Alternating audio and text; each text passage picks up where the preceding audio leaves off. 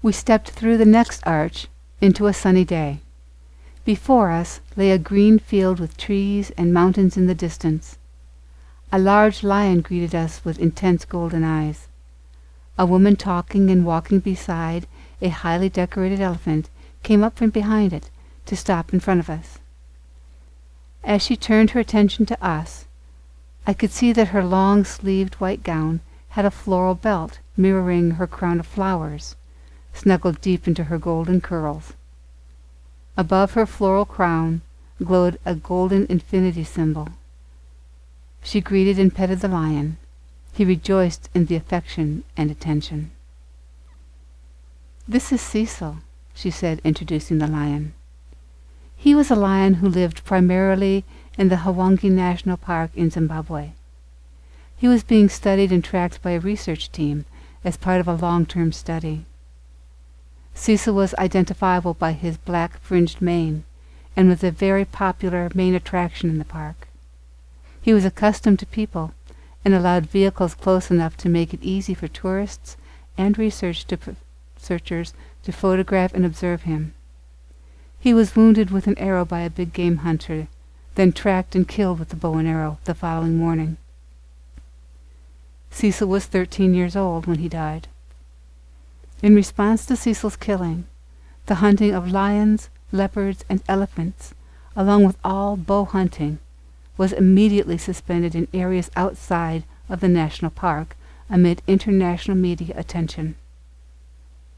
As you can see, although his life, along with many other lions, had come to a brutal end, he has recovered and become a particular favorite of mine. Many others like him are here as well. They remain wary of humans and will not come near you. Oh, and this is my elephant friend, the famous Jumbo.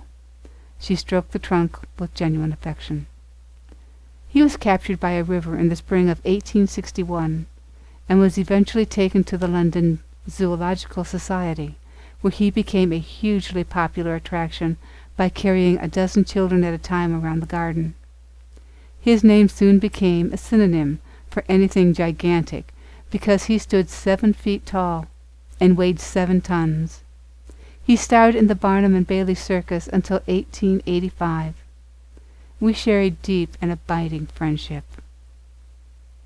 Oh, I'm sorry. I forgot to introduce myself. My name is Eliona. I shook her outstretched hand, sharing a smile. She and Ina Iyekia shared a hug. Alonia said, "I am to teach you about strength. Please have a seat and share a cup of tea with me.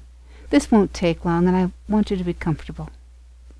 We sat ourselves between 2 large grandfather-sized pine trees. Cecil and Jumbo stood quietly near us.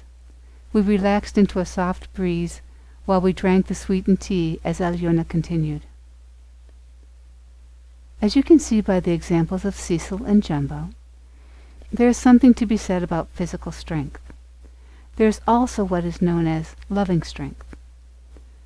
Loving strength is being true to yourself, of standing in the strength of your heart and taking the actions needed to follow the loving wisdom of your heart. It requires surrender, honor, and courage.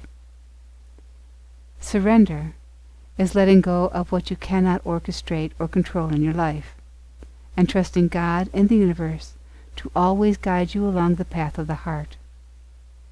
Surrender is not giving up.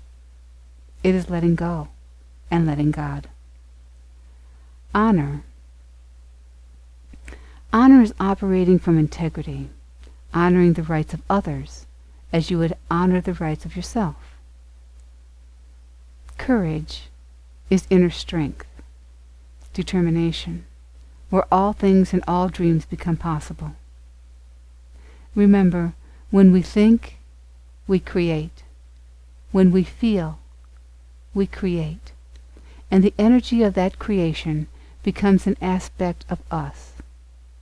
Understand that from moment to moment, our thoughts are creating our reality, and how we think and feel is profoundly affecting the resonance of our energy field. The vibration of our energy field, in turn, affects how we think and feel. Soon these vibrations will, with repetition, become you, and you become them. Practice releasing all aspects of control, and follow your heart voice to stand in your heart strength, ensuring that love will find a way. Always honor yourself and stand in the light of the truth that you are, a beautiful soul, and always have been. Let me tell you a story about strength, to help you see yet another way of thinking about strength. Long ago, there was an old man with several strong sons who quarreled constantly over every little thing. Not a one of them would share with another of them. As he was advancing in age, the old man was considering about how to distribute all of his assets to his children. He was particularly concerned that once they received their inheritance, that they could maintain his hard-earned wealth. So one morning he called all his sons together. He asked them to gather wood sticks and to bring them back to him. They did as requested, arguing all the while, of course. Once he had all the sticks, the old man tightly tied the sticks together and presented it to his sons. He then challenged each one of them to break it, and if one did, that son would inherit all of his assets. As each one tried their best to break the bunch of sticks, each one failed. Then the old man broke the bunch apart and handed each one a stick. They easily managed to break a single stick.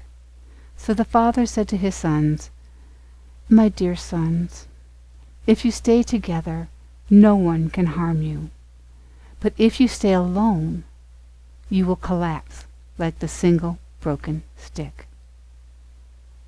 All of the boys then repented for their misdoings and understood the strength of unity. After that, they never quarreled with each other. So this illustrates my blessing to you, the strength of unity with the One.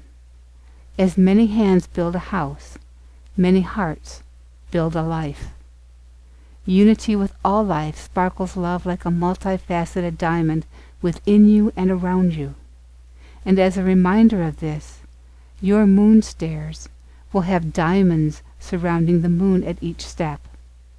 Remember to step on the moon itself. They are right behind you between Cecil and Jumbo. I wish you a love-filled journey. We thanked Alyona and started up the stairs with each step brilliantly lighted with the diamonds she spoke of. Our faces were speckled with rainbow colors and glowed with the joy of companionship. Ina Iekia asked me, "How are you faring?" "We are nearing the halfway point of the moon stairs. If you need to rest, we can sit for a bit on one of these benches."